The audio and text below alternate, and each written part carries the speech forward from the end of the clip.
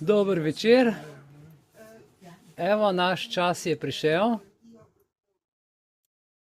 In sedaj po statutu, če nas je 10, kar nas je, a ne, imamo pravico izpeljati naš občni zbor. Fino. Torej se zdaj po vseh protokolih ponovno preštejemo. Koliko nas je zdaj tukaj? 14, ja. Koliko nas je, bi lahko mi kdo to zaupal? Jaz vidim 38, pa 2, 40. Je še kje kakšen zraven? Ja, pa mi dva sta tudi dva. Ja, ok. Mi tudi dva. Dobro. Teja, koliko nas je skupaj?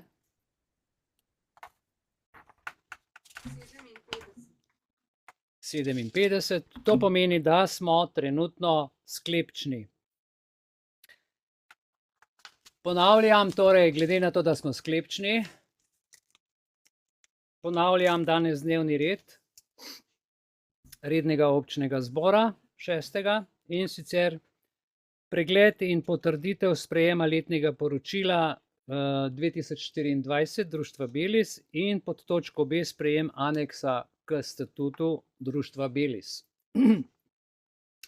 Upravni odbor je na podlagi 8. člena v skrbi za zagotovitev javnosti dela, zato je dne 22.2.2025 vsem članom društva poslal pisno vabilo z obvestilom za udeležbo na 6. redni občni zbor, kar je danes, ter skladno z 29. členom statuta pravočasno, najkasneje pa do začetka seje, tudi danes sem po vabilu vam poslal vse, poslal in predočil vsem prisotnim članom dnevni red iz točke 2 tega zapisa. Točka 2 tega zapisa je pregled poročila za leto 2024 in pa sprejem aneksa. To sta ti dve točki.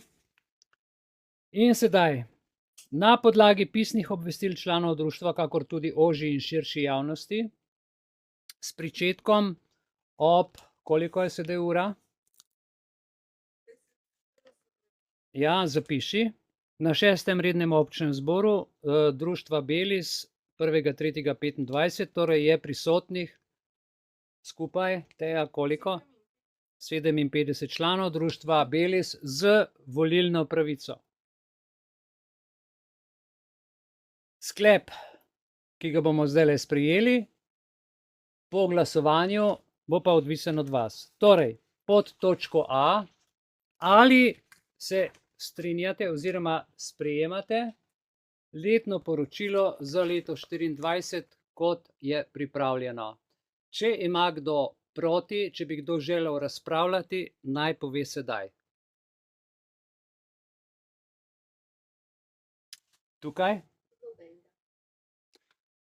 V redu, se pravi, vsi glasovi, ki so z volilno pravico, za in noben glas proti. Teja, si zapisala? Hvala lepa. Upravni odbor torej ugotavlja, da imamo v bistvu zdaj pod točko B drugo glasovanje in to je aneks k statutu Društva Belis. Glasovanje za sprejem aneks k statutu Društva Belis v 5 točkah, kot je bil predstavljen generalni skupščini Društva Belis. Preden glasujemo, ali bi želel kdo razpravljati o aneksih, o katerikoli izmed teh številk. Številke pa so: na današnji dan se ustanavlja Društvo NSD, Nacionalni svet digitalne etike. Bi želel kdo razpravljati o ustanovitvi tega organa? Dobro. Točka 2. Poslovnik Nacionalnega sveta za digitalno etiko. To je poslovnik, ki vodi ta organ. Bi želel kdo razpravljati Dobro. Nihče. Pod točko 3 smo sprejeli etični kodeks sveta digitalne etike. In ta kodeks, gledajte, po logiki velja tudi za kompletno društvo. Naredili smo kodeks za teh 5 članov, ki bodo vodili. Zakaj? Zaradi tega, ker bodo vključeni v širši družben krog, ne samo v društvo. In se zahteva ta etični kodeks, da se dela pošteno, da se dela moralno in da se dela po pravilih. Zato smo ga naredili, ampak sporedno velja tudi za vse druge organe v društvu in za vsakega člana v društvu. Bi kdo razpravljal o kodeksu? Ne? Dobro. Pod točko 4. Zelo pomembna stvar, torej zakon o etičnem varstvu osebnih podatkov v povezanih storitvah ali krajše EVZDZ. Bi želel kdo o tem zakonu razpravljati? To je knjiga cirka 450 strani, kjer je noter zakon in pa pojasnila za vsak zakon. Tukaj ne, na Zoomu ne. Dobro, in pa pod točko 5, zakon o sodnem redu, gre za aneks k statutu častnega razsodišča društva Belis. S tem zakonom o sodnem redu smo postavili okvir častnemu razsodišču in smo ga umestili v delovni krog društva s pravilnikom, ker do zdaj smo imeli samo člane in v statutu opisano, da razsodišče obstaja, sedaj smo mu pa postavili krog in sicer predvsem zaradi varstva osebnih podatkov. Bi kdo želel o tem razpravljati? Ne? Dobro. Glede na teh 5 točk, ali ima na teh 5 točk kdo kakšno pripombo? Naj pove sedaj. Na Zoomu je vse tiho, tukaj. Se strinjate? V redu. Člani društva za srečno življenje Belis na 6. rednem občnem zboru dne 1.3.25 so potrdili za koliko glasov, Teja? 57 in proti nič. Sprejeli sklep, da se sprejme aneks k statutu društva za srečno življenje Belis v vseh 5 navedenih točkah, ki smo jih ravnokar predočili in predstavili. Teja, ti boš potem ta sklep dopolnila za točko A in za točko B. V redu. In sedaj smo pri točki številka 4. Pregled in potrditev in podpis zapisnika 6. občnega zbora društva Belis. Zato bi prosil, da se mi počasi pridruži predsednica društva in pa prosil bi za 2 overovatelja, ki bosta seveda to podpisala. Prosim predsednico društva, Iviljano Belis, in oba overovatelja in pa tajnico, da prinese izpolnjen zapisnik, ki bo predočen tukaj pred kamero in bo pa seveda tukaj direktno tudi potrjen strani občnega zbora društva za srečno življenje Belis. Torej, srčna hvala vsem za to zaupanje. Zdaj šele nas čaka pravo delo. Tako da tukaj je zapisnik. Teja, bo ti predočila zapisnik, prosim. Ja. Čisto na kratko. Skratka, ponovila bom. Letno poročilo za leto 2024 je bilo sprejeto z 57 glasovi za in nihče ni bil proti. Kot tudi naslednja točka, aneks statutu društva Belis je bil tudi potrjen s 57 glasovi za in nič proti. Tako. Evo, podpis. Tukaj, prosim.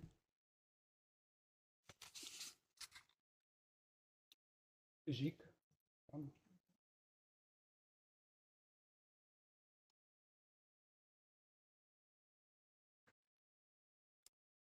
V redu, bo še kakšno besedo na to? Ja, jaz lahko samo se srčno zahvalim vsem nam, ki smo lansko leto resnično z brezpogojno ljubeznijo in z navdušenjem in z modrostjo, matematično logiko na podlagi naravnih zakonov resnično delali za dobrobit vseh nas v Sloveniji, v Evropi in ne nazadnje tudi po svetu.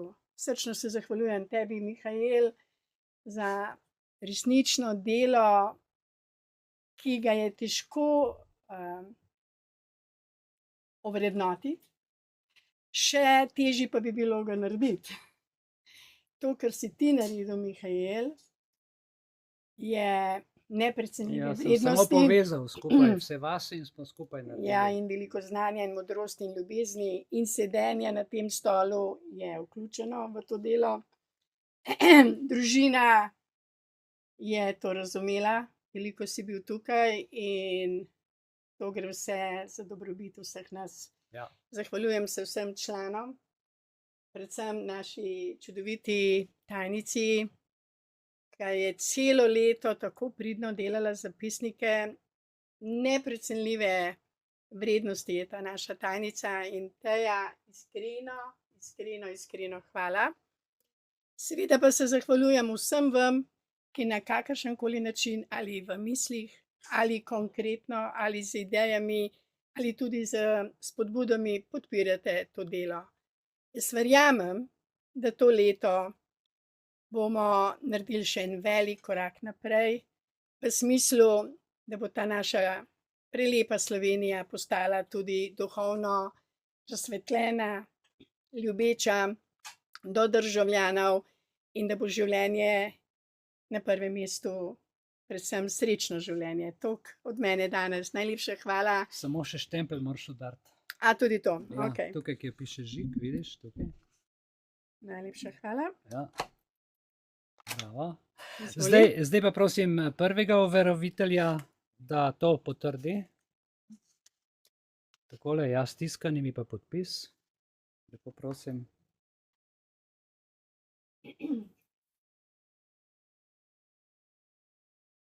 Bi tudi ti kakšno besedo mogoče?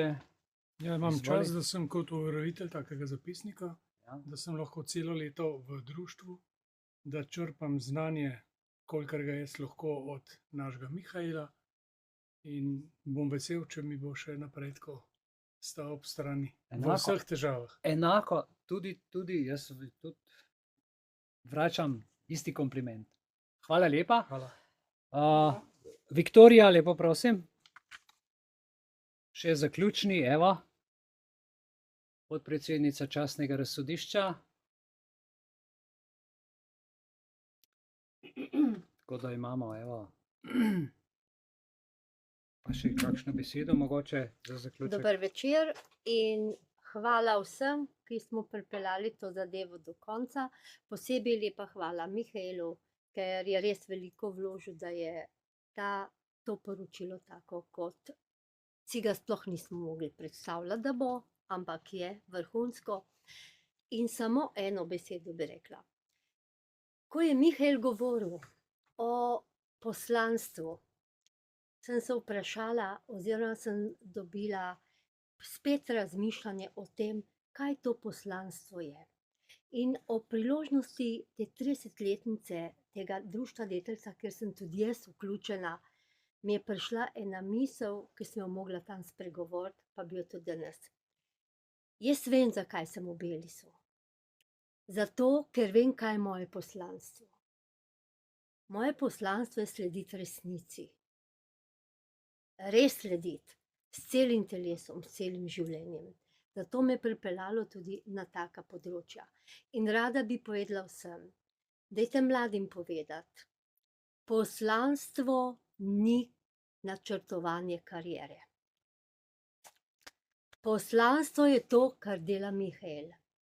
Od nekje više te nekaj nagovarja in te pelje v smer, in ko to ugotoviš, si naredil v tem življenju velik korak.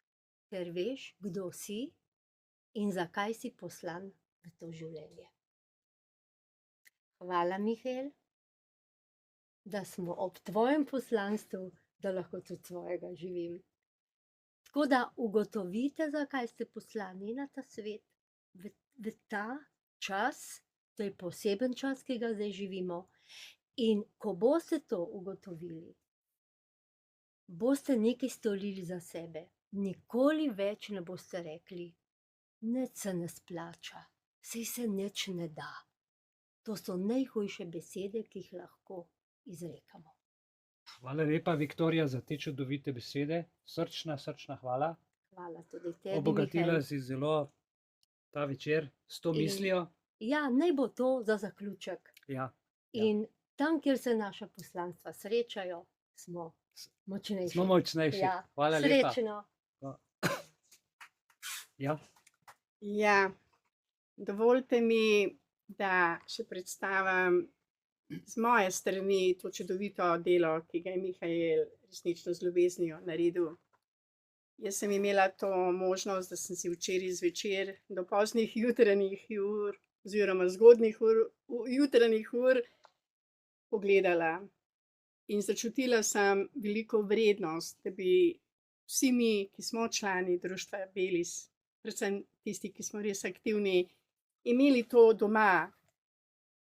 Zakaj? Zato, ker ko to pogledaš na tak način, da prelistaš, da si pogledaš vse to čudovito statistiko, vso to ljubezen v tej knjigi, šele takrat začutiš, koliko dela, koliko ljubezni je bilo podarjeno vsem nam in seveda tudi Sloveniji, ne za osebno dobrobit, ampak za skupno dobrobit. In vsi, ki bi si želeli to poročilo imeti doma, da ga pokažete svojim prijateljem, pa tudi neprijateljem, pokličite, Viljano, ja, pa boš ti povedala. Ne? Jaz ne morem. kogarkoli od nas. Jaz sem ga prosila, da pripravi 5 teh poročil, jaz jih bom tudi financirala. Zakaj? Zato, ker je to delo resnično vredno, da ga imamo doma, da ga večkrat pogledamo, kaj preberemo in da to tudi pokažemo svojim bližnjim. Res, hvala, Mihael, za to Z poročilo. velikim veseljem. Jaz moram Res. reči, a veste, kaj vam bom povedal? Ne? Jaz imam zdaj občutek, ko sem tukaj in stojim in to poslušam, da je to nekdo drug naredil. Imam torej ta občutek, ko sem se usedel, pa sem zbiral materijale, klical okrog ljudi, ki so imeli prispevke. Eden je imel to poročilo, pol pa za finance, cel teden skupaj loviti, in ko se to skupaj da, je bilo treba seveda to narediti statistiko, grafiko, narisati, napisati in dati seveda v nek okvir, v 7 točkah. In to, gledajte, povem vam, ta knjiga je nastala od torka, danes je sobota in je bilo to narejeno. Ok? Ampak zakaj je bilo to narejeno v tem času? Zato, ker smo redno delali vse leto, zato, ker je Teja redno delala zapisnike, ker sem jaz redno pošiljal elektronska sporočila, ker smo redno delali posnetke, vse je bilo vse fertik, bilo treba samo kocke skupaj zložiti. Ampak skupaj zložiti spet ni tako enostavno, sliši se enostavno. Ne? Potrebna so leta in leta znanja, da lahko to potem, kar v glavi razmišljaš kot človek, narediš tako, da si z idejo in se ne ukvarjaš z orodjem, z računalnikom, kako bom pa zdaj to naredil, kako pa zdaj tako. Ne, pri meni to odpade. To se pravi, jaz imam idejo in jaz jo preprosto naredim, zato gre to tako hitro, ker se ne ukvarjam, kako kaj narediti, zaradi tega, ker sem 45 let z računalnikom in mi je to zelo enostavno narediti. Kot nekomu, ki nekaj zna zaštrikati, zakvačkati, ali pa nekdo, ki zna avto popraviti, 1, 2, 3, recimo, ki ima leta in leta izkušenj, pa točno ve, kje mora udariti, da bo avto delal, recimo, ne, primer. Tako da boste razumeli, da je vrednost ravno v tej predanosti in da se tehnično ne ukvarjaš in telefon ugasneš in vse notifikacije in vse tisto piskanje na stran, da te kaj ne zmoti, in res stroga koncentracija. In danes ljudje nimajo več koncentracije, ljudje se danes ne znajo več 2 stavka napisati. A veste, kakšne probleme imajo ljudje? Ljudje ne znajo en stavek razmisliti. Recimo, nekomu rečem, da je to preberi in začne brati, pa mu 5-krat telefonom vmes zazvoni. In tako naprej. In zato so ljudje danes tako zgubljeni in zato se jih da s tako lahkoto tudi voditi. Ker nimamo, mislim, jaz imam izredno samodisciplino, ker sem se to naučil prvič v vojski, drugič 15 let v samostanu. Tako da, evo, tole je danes, se pravi, potrjeno. Vsem hvala lepa. Brez vas seveda vsega tega ne bi bilo, vam pa povem nekaj. To, kar smo danes sprejeli, je to. To, da boste vedeli, to je iz debele strani, iz te strani pa izgleda tako. Zakon o varstvu osebnih podatkov, to je ta knjiga, ki je ključna. In to je zapolnjen tisti prostor, ki ga informacijski pooblaščenec se ne dotika. To je zapolnjen tisti prostor, ki se ga splošna uredba o varnosti podatkov, o varstvu podatkov ne dotika. Skratka, povsod tam, kjer vam tolčejo po položnicah na cestah redarji, policisti, RTV Slovenija in drugi, ki kar kradejo z računa. Tukaj bomo zdaj naredili red. Prav tako tudi občine, ki vam pošiljajo ene položnice, ki jih sploh ne bi smeli in tako naprej. Zakaj? Zato, ker si privoščijo na podlagi vaših osebnih podatkov to preprosto narediti. Zdaj se bo ta zgodba obrnila, zaradi tega, ker imamo sprejeto v Republiki Sloveniji orodje, ki je polnopravno veljavno. Zdaj pa naprej, ko ga bomo objavili na našem uradnem listu, društvu, bomo to tu seveda tudi povedali in po 15 dnevih, ko bo to urejeno, še pregledano, a ne, tukaj bi se jaz rad zahvalil, tudi posebno zahvalo bi rad dal tudi, a prideš malo sem, naši lektorci. Ja, lej, srčna hvala za vso energijo, za vso pomoč in za vse. Z največjim veseljem. Kar si naredila, to je res vrhunsko. Hvala lepa in še enkrat vsem. Še kdaj. Ja, torej Tina, hvala lepa res. Pa se priporočamo, ne? Ja. Okay. Velja. Hvala lepa. Potem imamo tukaj častno razsodišče, to je ta sodni red. Ne, pravite, ta zadeva, tako da boste videli, kako to izgleda. Potem imamo tukaj postopek prijave kršitev častnemu razsodišču, ki je kar zahteven, ampak v tej knjigi, ki jo imate tudi na linku, boste videli na strani 125, to se pravi v knjigi Sodni red, če si boste ga odprli na linku, potem je to stran 125. Kako se prijava sploh naredi? Da nekomu, kjer se kršijo seveda podatki, je tukaj obrazec za prijavo kršitve in na podlagi teh kršitev seveda se to naredi prijava, potem NSDE, organ, naredi preiskavo pri ustanovi, državni ustanovi, ali gre na občino, ali gre na državno upravo, ali gre na javno upravo, ali gre na zavod, ali v šolo, ali na RTV. Uradno preiskavo se naredi, ta preiskava se prijavi, se pošle en teden, 14 dni, da to uredijo. Če tega ne uredijo, gre kazni so milijonske, pa ne, da smo si jih mi izmislili, to so po zakonu, ki nam jih je IPIS zamolčal, ki nam jih je država zamolčala. Veliko stvari so nam zamolčali, ki sem jih jaz zbrskal direktno iz zakona GDPR in iz Evropske unije, o katerih tukaj se ne govori. Če bo policist kršil osebne podatke z vaše osebne izkaznice, imate tukaj, se pravi, obrazec za prijavo kršitve, ga izpolnite, pošljite in bomo reagirali. Brez prijave mi sami po sebi ne moremo to narediti. Kar pa lahko naredimo pa je, da smo pripravili v bistvu vprašalnike, recimo za občine. Občinam bomo poslali v Republiki Sloveniji, vsem občinam, lepo po vrsti, počasi, kako imajo urejeno varstvo podatkov, kakšna imajo zaščito prebivalcev v občini, ali pa za šolo, kako učence, a pošiljajo podatke iz šol, komu pošiljajo podatke brez vednosti staršev, brez dovoljenja, ko kršijo 38. člen ustave ali pa 6. člen GDPR-ja. Kaj delajo s podatki, recimo s podatki, ko ti nekdo pride elektrodistributer in ti podpišeš z njim pogodbo za elektriko, on pa brez tvoje vednosti pošlje recimo na RTV in tebe prijavi, In potem ti moraš RTV-jo plačevati, ker te je elektrodistributer. A veste, vse to je kraja podatkov, to so vse kraje denarja. Globalno gledano bojo vsi milijonske kazni plačali. Kaj to pomeni, če ne bodo plačali? Ali pa če ne bodo napake v času odpravili, gre direktno na Evropsko sodišče, bo pa Evropsko sodišče dalo pa trojno kazen. Konc debate. Avtomobile, ki jih vozite, a grejo podatki, če imate Mercedesa, a grejo iz Slovenije v Nemčijo podatki? A veste, da je to ogrožanje nacionalne varnosti? Predstavljajte si, da se v Audiju peljeta dva politika, ja, se pogovarjata politično zadevo, avto prisluškuje. Vsi podatki grejo iz naše države. Zakaj mislite, da so politiki tako tiho? Še sami ne vejo, da so v prisluškovalnih kletkah. In noben nič ne reče, noben se nič ne zavzame, vsi so tiho. Jaz kot avtor tega in pobudnik sem pisal v podjetja, v firme v Evropski uniji, proizvajalcem oziroma izdelovalcev avtomobilov pismo. Moram reči, da je to zdaj katastrofa, da neki firm je propadel, neki jih je dobila, ampak nihče ni odgovoril. Žal ne, to pomeni, da se v tišini strinjajo. Kaj zdaj to pomeni? Ne?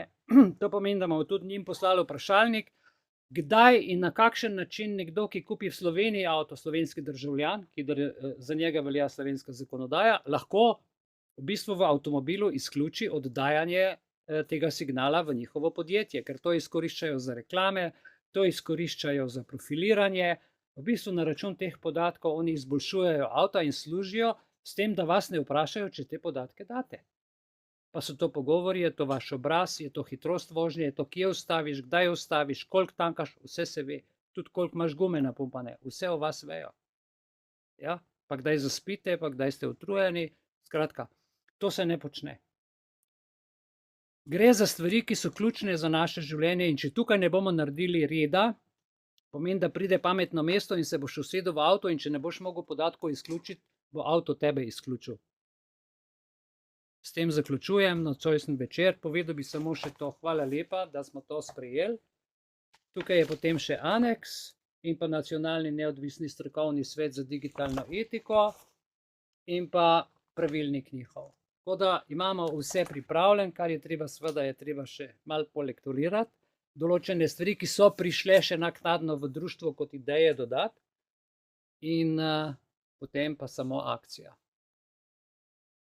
Vsem se srčno, iskreno zahvaljujem za to zaupanje, ki ste ga izkazali in prosim za sodelovanje in za pomoč vsakega, ki bi to poslušal in bi želel pri tem projektu sodelovati, ker zadeva je zelo resna in mislim, da smo jo aktivirali ob pravem času, na pravem kraju, s pravimi ljudmi in s pravimi orodji, ki smo jih tukaj zdaj postavili.